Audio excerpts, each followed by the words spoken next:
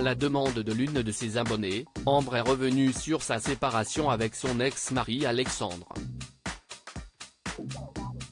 L'ancienne participante de Famille Nombreuse, la vie en XXL a également expliqué comment elle avait réussi à remonter la pente. Ces derniers mois ont été éprouvants pour Ambre Ponce, anciennement Dol. En novembre dernier, l'ancienne participante de Famille Nombreuse, la vie en XXL a annoncé sa séparation avec son mari Alexandre sans en dévoiler les raisons. De quoi susciter l'interrogation des internautes, qui ne s'attendaient pas à une telle nouvelle. Au mois de mai, le quotidien régional La Provence a révélé que la mère de famille avait déposé plainte pour violence conjugale contre son ex-époux, levant ainsi le voile sur les motifs de leur divorce.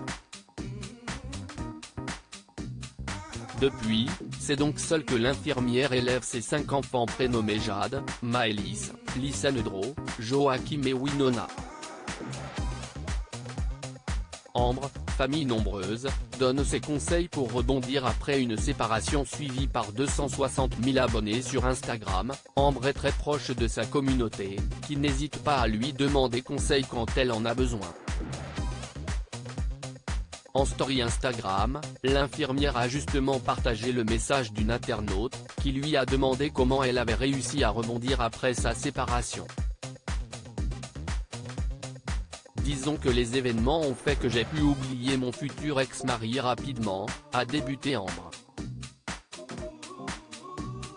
Il faut faire aussi un travail sur soi pour essayer de comprendre ce manque, cette colère ou cette tristesse qui peut nous envahir et qui me semble être des phases quasi normales d'une séparation.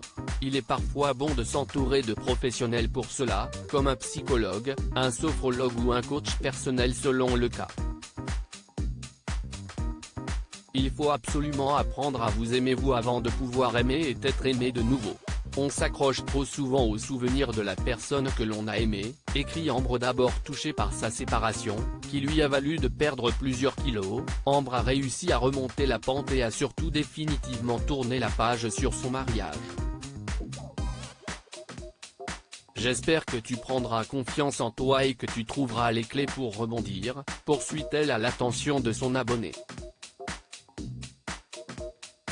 Garde surtout la dernière d'entre elles pour faire fermer la bouche à ceux et celles qui n'ont pas cru en toi et qui n'ont pas été à la hauteur de l'amitié ou l'amour que tu leur portais. On s'accroche trop souvent aux souvenirs de la personne que l'on a aimée. Mais celle-ci ne vous respecte peut-être plus aujourd'hui, ne vous fait peut-être plus rayonner et ne vous rend certainement plus heureuse. Basta.